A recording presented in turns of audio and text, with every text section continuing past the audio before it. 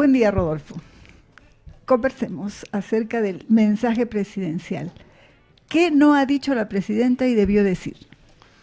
Bueno, creo que todos coinciden que lo que debió decir de todas maneras es un nivel de, no sé si arrepentimiento, pedir disculpas sobre lo que ha sido su gestión respecto de la gente, ¿no? O sea, un mínimo de arrepentimiento y más bien lo que hemos visto es todo lo contrario, soberbia, ¿no? Entonces yo creo que ahí sí digamos que quizá el principal factor de su expresión, ¿no? No reconocer el mundo paralelo en el que vive o que le pintan no sé quién, sus asesores, no sé. El programa de hoy precisamente se titula Soberbia y cinismo. Tengo la impresión, bueno, hemos visto que ha dicho muchas cosas que no son muy precisas y en algunos casos son hasta mentiras. ¿Tú recordarías algunos de esos elementos en los cuales era flagrante que no nos estaba diciendo la verdad? Mira, hay algunos hechos que son indicadores. Por ejemplo, este reclamo del alcalde de Carabalí. Ella dio por concluido el sistema de agua y alcantarillado en Carabalí. Y el alcalde ha dicho, no, esto es una mentira, eso no está concluido, ¿no? Entonces, ahí, por ejemplo, un caso flagrante.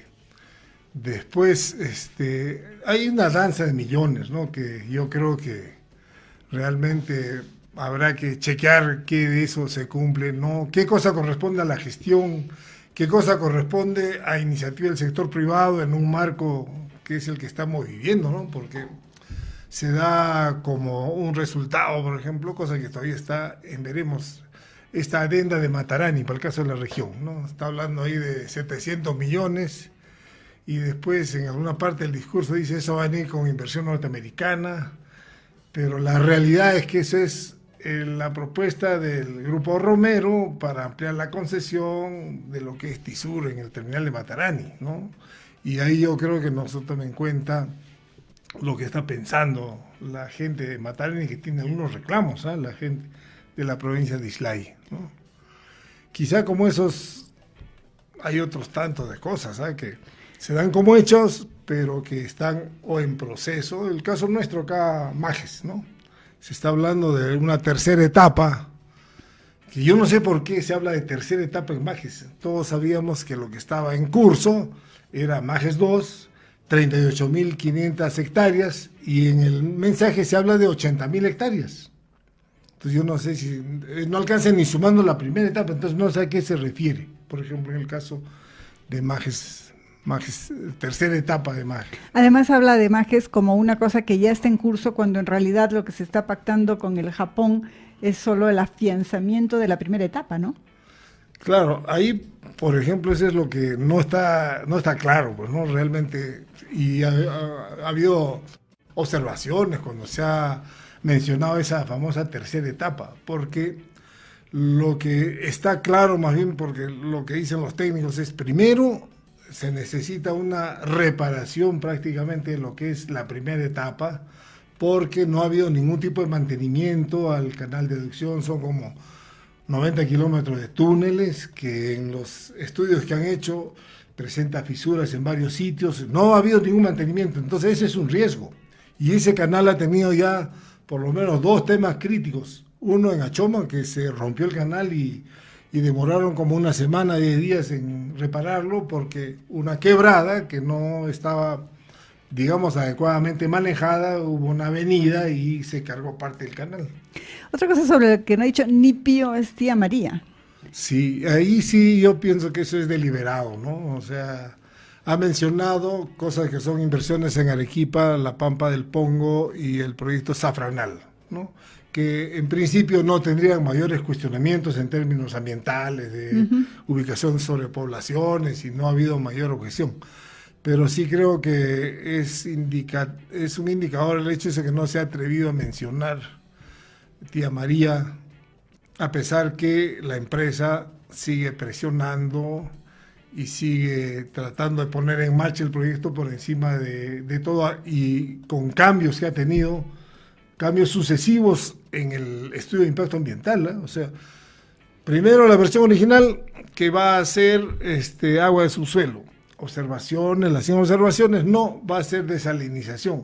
Y ahora nuevamente están hablando de agua superficial a raíz de la construcción de la represa y esta situación. Entonces, en realidad, eso ameritaría un nuevo estudio de impacto ambiental que tendría que discutirse, y eso no se está produciendo, y en lugar de ello comienzan ya más bien a presionar a la población a tratar de pasar por encima de todo con el aval de este gobierno para sacar adelante esa inversión. Otra cosa que a mí me ha parecido que ha sido evidente en el discurso es este tipo de rol del Estado en donde yo no hago, solamente me luzco, donde yo no hago, sino que espero que hagan los otros. Una de las cosas que tú decías es precisamente mucha de la inversión de la que se habla es inversión privada. En Chancay es inversión privada y otros ejemplos más. Pero también me da la impresión que hablaba de muchos logros que no eran logros del Ejecutivo, sino de gobiernos regionales. Y me da la impresión que se sigue afianzando esta lógica que se va convirtiendo en sentido común de que el Estado es ineficiente, no le pidamos nada al Estado, hagamos que o la inversión privada o gobiernos regionales, que además abusan de mecanismos de obras por impuestos, asociaciones público-privadas, hacen que cada vez más se nos haga sentido común de que no le tenemos que reclamar nada al Estado. Bueno, si este discurso fuera, digamos, cierto, válido, estaríamos, yo creo, en el primer mundo, ¿no? Estaríamos ya en las puertas de la OCDE, porque el anuncio en kilómetros de carreteras rehabilitadas, puentes construidos a través de los diferentes mecanismos, ¿no? O sea, de obras por impuestos, alianzas público-privadas, o sea, prácticamente yo creo que está viviendo otra realidad. Lo que nosotros constatamos es que temas centrales, como el tema de salud, por ejemplo, hay los hospitales que en el caso de nuestra región siguen sin concluir, se siguen anunciando que se están destrabando. El caso del Hospital Goyeneche, por ejemplo, ¿no? Finalmente dice que se lo han adjudicado ya a Francia. Habrá que ver. Pero como digo, no, además yo pienso que un error de este mensaje, o digamos una característica de este mensaje, es que juega mucho con los tiempos, porque en algunos casos suma realizaciones desde el inicio de su gobierno, y en otras hace referencia al 2025, y en otras mezcla con lo que al 2026 se terminaría. Entonces al final es un enredo, no es la gestión del último año, digamos, 24-25, donde ya muchos analistas también han puesto en duda las no realizaciones, ¿no? Porque ofreció una serie de modificaciones a la estructura del Estado, la cuestión de la reducción de los ministerios y todo. Entonces, yo creo que hay, en algunos casos, este cinismo con el cual se manejan las cosas, ¿no? Porque, por decir, el tema cultura, ¿qué cosa es lo que señala como un gran logro? El reconocimiento del pisco como producto peruano por UNESCO, ¿no? Cuando sabemos que en términos de cultura está atropellándose todo con una ofensiva conservadora, lo que pasaba con ley de cine, por ejemplo, y otros temas. Y lo que viene pasando además con lo que es la venta de las entradas a Machu Picchu, donde hay un conflicto muy grande entre si lo maneja el Ministerio de Turismo, si lo maneja el Ministerio de Cultura, si lo maneja el gobierno regional o si lo maneja la propia población. Claro, no hay una salida, ¿no? Ahí también en el caso nuestro habrá que ver para adelante. Se anuncia que se habría priorizado para el caso de Arequipa el eje turístico del Colca, digamos, ¿no? Que está anunciándose una inversión de 331 millones. Acá no hemos escuchado de ese proyecto, no sabemos en Nadie qué sabe consistirá, nada. no sabemos. Entonces yo creo que se han sacado proyectos bajo la manga. Y en el tema político, yo creo que es importante hacer mención a lo que constituye casi su autocrítica, ¿no? Porque dice que ella se ha sacrificado por el país, ¿no? Renunciando a Perú Libre, porque Perú Libre anunciaba el caos y el enfrentamiento fratricida. Y lo que hemos visto más bien en los hechos ha sido una apuesta personal a someterse a la derecha y a los sectores más conservadores y ser cómplice, mejor dicho, administrar o gestionar esta ofensiva conservadora que está viviendo el país. Que además de conservadora es corrupta y mafiosa, ¿no? No solamente es un tema de ideas, sino también de hechos muy concretos en lógica de corrupción, de mafias, de crimen organizado. Las leyes pro crimen que se ha dado. Hace pocos días estábamos viendo la noticia de la fuga de este señor Cuba, el aprista que estaba comprometido en la corrupción del tren eléctrico, ¿no? No lo pudieron, no le pudieron hacer el impedimento de salir del país porque el Congreso ya dio una ley por la cual no se podía ampliar las prohibiciones, o sea, las limitaciones para los acusados o para los enjuiciados. No se podía, entonces no pudieron ampliarle el plazo para la limitación de salida del país. Ese creo que es otro de los elementos del cinismo de Boluarte, me resisto a decirle presidenta, de Boluarte, ¿no? Hablar de esas cosas cuando o están sucediendo esas cosas y decir luego que ella no es corrupta, que sus hermanos no son corruptos, que nunca antes ha habido tanta reducción de la delincuencia.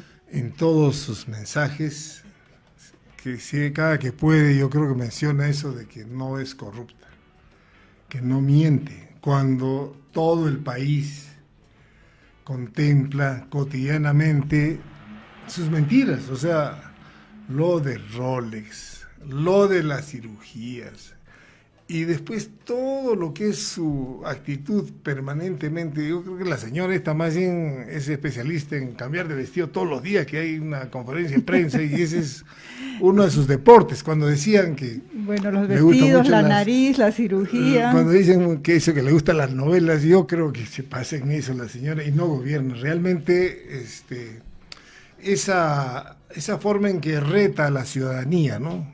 Cuando se atreve a ir a Iquitos y es repudiada, o sea, no cree en las encuestas, lo que varias veces he hecho, ¿no? Tratando de deslegitimar las encuestas con esa figura que pongan cero, entonces ya estamos iguales y nos vamos al desempate.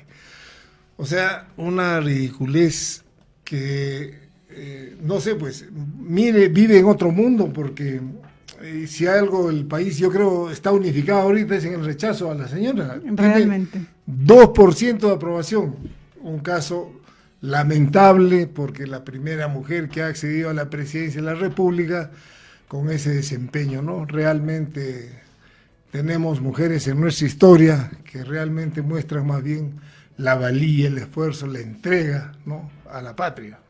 Ahora, otro signo de encubrimiento de la inutilidad de este gobierno, de lo poco que ha hecho, de lo nada que ha hecho o de lo mal que está haciendo, me parece que es este estilo de decir una recatafila de obras, cifras pequeñitas, grandes, medianas, todas en una lista que dura en un discurso de 4 horas y encubre que no está haciendo nada en temas fundamentales, ni una sola palabra sobre seguridad alimentaria y muy escasas referencias a lo que significaría políticas en la mediana, pequeña agricultura o agricultura familiar que son fundamentales para eso. Temas centrales yo digo que no se ha tocado o los ha maquillado de otra forma. El tema de pobreza. No existe. América Latina es una de las regiones más pobres. Nosotros estamos cerca del 30%. No logramos recuperar la situación de pobreza prepandemia y varios países de América Latina ya han logrado revertir toda la caída que hubo con el tema de la pandemia. Ya han logrado remontar cifras.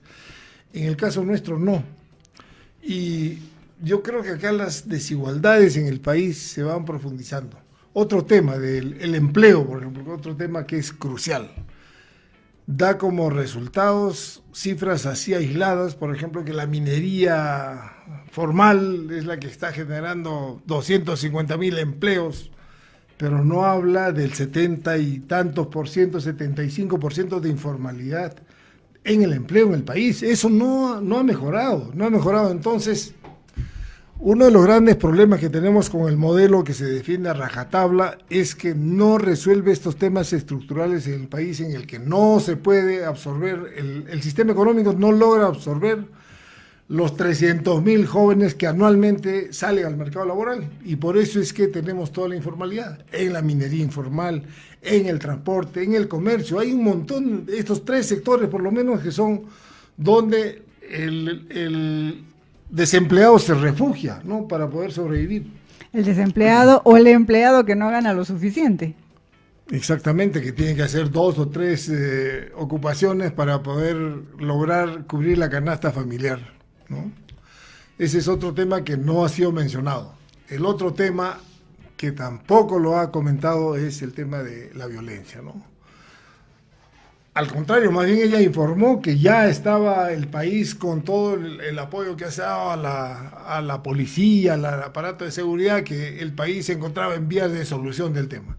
Y que como ha puesto no sé cuántos centros de emergencia mujer, ya no había que hablar de violencia de género ni violencia contra la mujer. Claro, mira, ya estamos llegando, creo, a los 5.000 muertos en la estadística que está llevando diariamente la República sobre los asesinatos de producto del sicariato. Estamos 4.000 y pico estábamos, ¿no?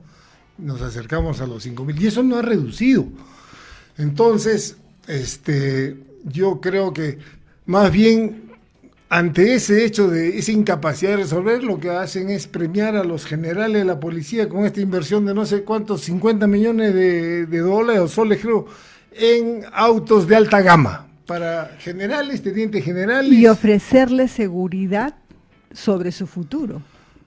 Ahora, en eso yo creo que se nota un pacto perverso de este gobierno con militares y policías, en el sentido de mejoras salariales, casi como comprarlos, en el sentido de las compras militares, que sabemos cómo se manejan, ¿no? Yo digo, es un pacto perverso. La inmunidad, por ejemplo, la ley de inmunidad, este hecho de haber, digamos, librado, ¿no?, de los juicios y de condenas a personas de las Fuerzas Armadas que cometieron crímenes horrendos frente a población indefensa. Y eso, a veces, el tratar de equiparar eso a un hecho heroico de defensa de la democracia, me parece el cinismo más grande. Y eso nos pone en duda o en riesgo ante la comunidad internacional. Y ella, cínicamente, por ejemplo, señala en el mensaje expresamente que estamos nosotros siendo reconocidos más bien por la comunidad internacional, cuando está a punto más bien de cuestionar nuestra presencia en la Corte Interamericana, es decir, un retroceso frente a principios universales que son, como son la defensa de los derechos humanos, ¿no? Otro elemento que estuvo ausente en el mensaje fue el tema electoral. No se dijo ni pío de que se venía un periodo electoral y, en una lógica política, dar un mensaje, una señal de que se iba a garantizar un proceso electoral limpio. ¿Cuál es tu impresión de lo que va a suceder o de lo que puede estar sucediendo desde el pacto mafioso hacia el proceso electoral? Casi al final menciona que va a asegurar una transferencia respetando las normas constitucionales. Claro, que ella va a entregar el cargo. ¿No? Sí. Claro. Pero obviamente lo que estamos viendo día a día es cómo ella convalida las maniobras que se han tomado por parte de la ofensiva conservadora, reaccionaria en este país, del control de la Defensoría del Pueblo, el control del Tribunal Constitucional, el intento de copar la Fiscalía, los ataques contra el Jurado Nacional de Elecciones. O sea que yo pienso que por eso no lo ha mencionado, porque ella está siendo cómplice en este momento de todos los arreglos y acomodos que hay para capturar las instituciones fundamentales como Tribunal Constitucional, etcétera, y asegurar una reelección de los sectores más conservadores en este país. Y una negación total de lo que es el sentimiento popular, ¿no? Tú ya lo decías, ignora lo que es lo de las encuestas, ignora lo que son las protestas, las criminaliza, las minimiza. Este proceso es, además de su cinismo, una maniobra política también. Es lo que siempre ha hecho la derecha, yo digo, atribuir las protestas o los reclamos a una minoría. Según Dina, que lo repite a cada rato, es que es una minoría de gente que busca el enfrentamiento fratricida, la que condena al gobierno, condena a su gobierno, al Congreso. Pero lo que vemos nosotros y conversamos con la gente es un rechazo casi unánime a Dina, a su gobierno y al Congreso de la República, a este Congreso.